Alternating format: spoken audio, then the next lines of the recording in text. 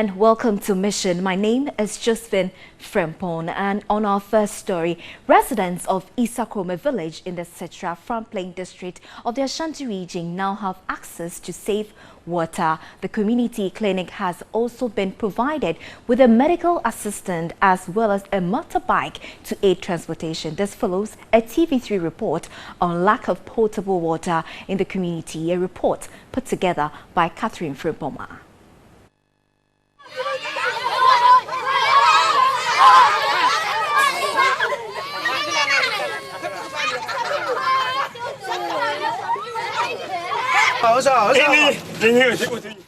Residents of Issa Krom excited about a borehole drilled for the community.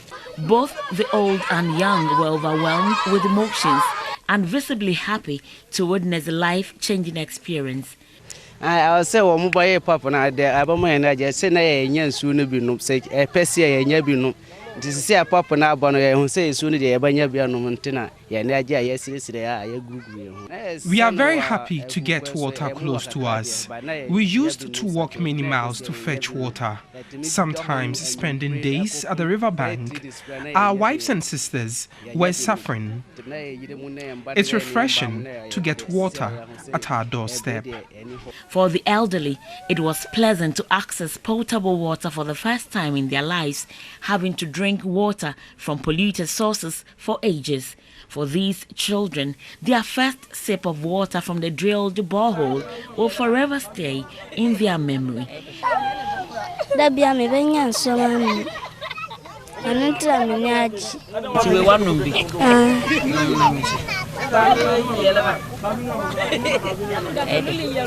It's exciting to have a borehole from where we can drink water. It tastes better than what we have.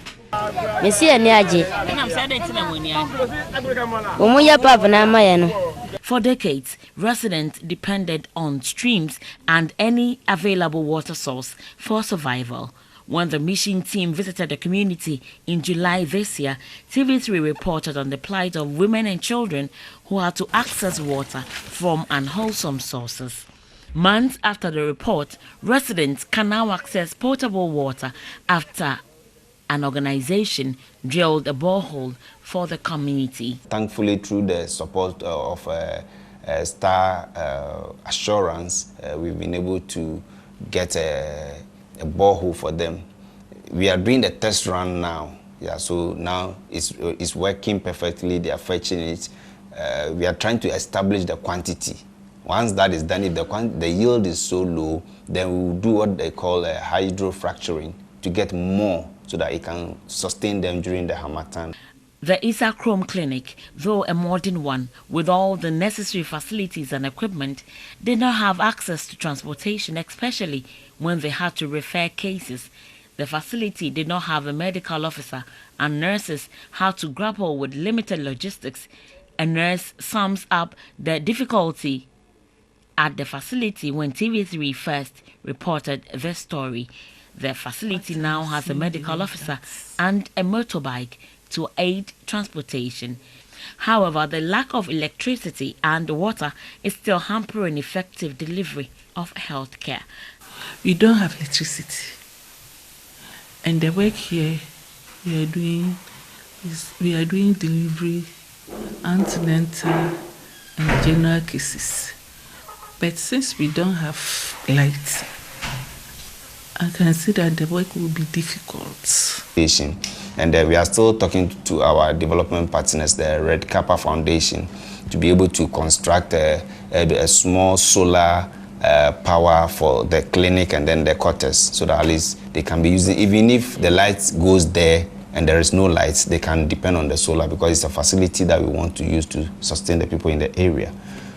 You prompted us, and as you came, you've also seen the change. Television indeed gets results, and Mission Ghana is obviously making impact.